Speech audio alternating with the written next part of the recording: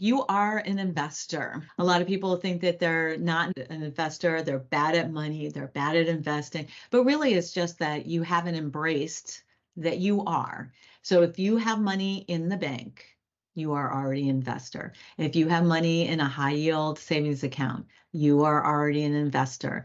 If you have a retirement account at work, you are an investor. A lot of people don't give themselves credit for already taking the steps to get there. And you really need to take the time to think about that and embrace the fact that you are. And you probably have some success stories where you've invested your time, money, or energy well, and that investment got you somewhere. You might have gone to college and now you have a good paying job. You might have done the due diligence you needed to do of working really hard at your job when you first got hired so that you got a raise or a promotion and are making more. There's all different kinds of ways that you can be successful, and you've already started. So take a moment to think about that and to appreciate the fact that you are already an investor. This is one of our favorite quotes. A woman's best protection is a little money of her own.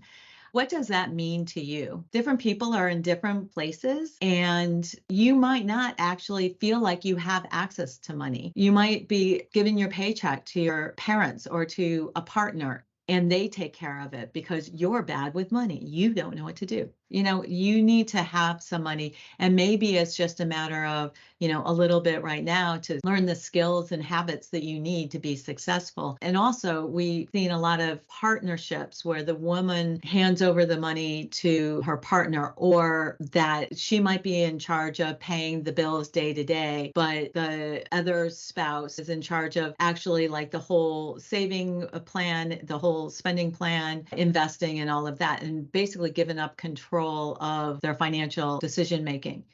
If you're in that situation, taking a small step towards having your own money and being in control and learning how to do that yourself might be where you're at right now. So think about it and take that first step that you need to take. Everybody needs to have some money to feel safe and secure. Sometimes we think we need more money than we really do, and we'll talk about that a little bit. That gets back to beliefs and behaviors. But you do need to have some money to put food on the table, a roof over the head, and to live your best life, and to invest for your future so that you can live your best life in the future too. So here's some interesting statistics about women and finance. One is that our income tends to be lower. Women tend to make 82 cents for every dollar that a man makes. And also, only 34% of women feel comfortable making investment decisions, which I hope is why you're here. We'd like to get that number way higher. So we hope that this educational program helps you be more comfortable making investment decisions. 68% of a woman's portfolio is held in cash. So a very large amount of investments are held in cash, which is great to have cash savings, and you need to have a certain amount for your emergency fund, contingency fund, short-term goals. But if you're not putting enough money into other investments that are going to give you higher returns, you are not setting yourself up to be able to have a lot of choices in your future and to get to financial independence.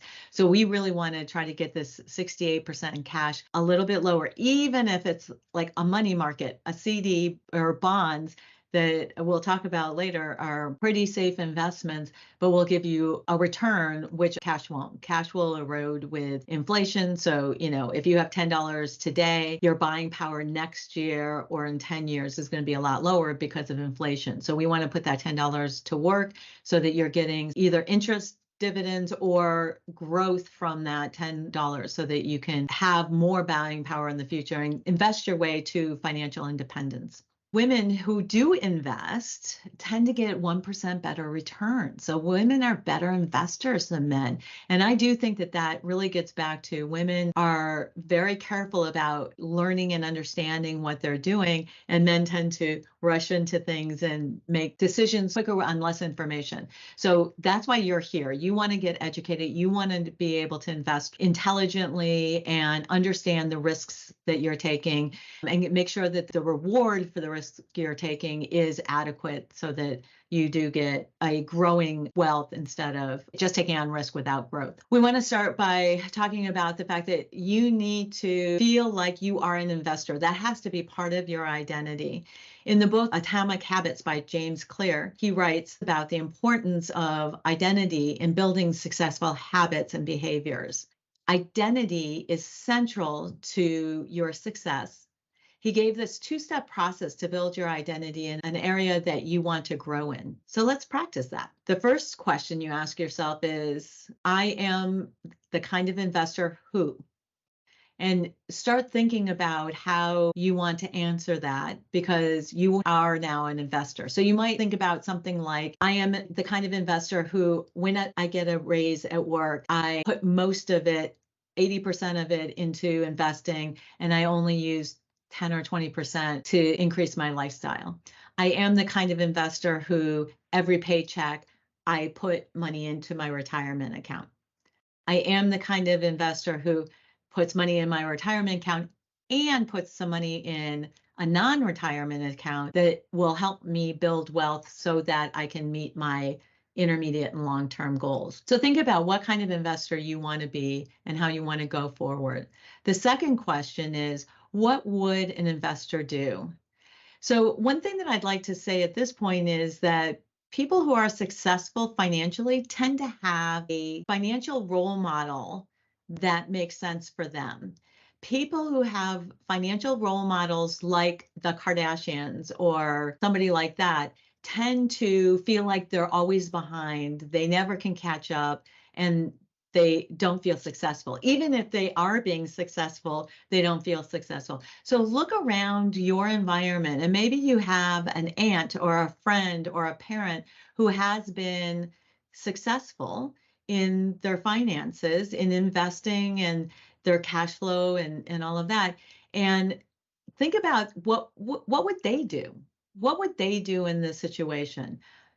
For example, you have to buy a car. What would your aunt do if they needed to buy a car? Would they buy a new car? Would they buy a car that they could, sort of squeak out the monthly payments on? Or would they buy a used car that's a really great value and is much more in their spending and leaves them room to be able to have money to invest? And if you don't know, go ask them, sit down with them for a while and say that you're trying to figure this out and you want to know what they've learned and how they do it and just start that conversation. And prove to yourself with small wins that you can do this. So, start an auto investing program. For instance, if you're not putting money in your retirement account, or if you are putting money in your retirement account, you probably don't look at that very often, which is great, but look at it every once in a while. Look at it once a quarter or once a year and see how it's growing. And in the beginning, it'll seem like it's not growing at all. There's like little baby steps, but keep looking and you'll see that it gets bigger and bigger and bigger as you go forward.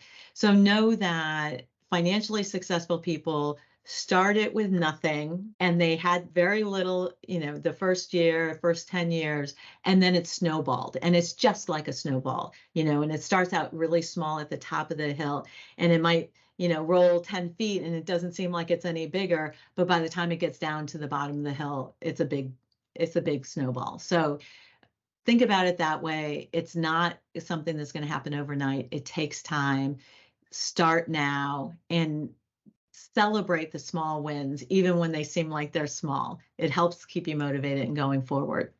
So you are a successful investor, and think about a time when you did invest time, energy, or money into something that was meaningful and had a good goal. And think about how you progressed through that. So for me, I used to race bicycles, and I remember when I first started and I was pretty fast, but not really fast, never won a race or anything like that. And I tried really hard and I trained really hard. And I actually raced mostly on the track where you go around in ovals.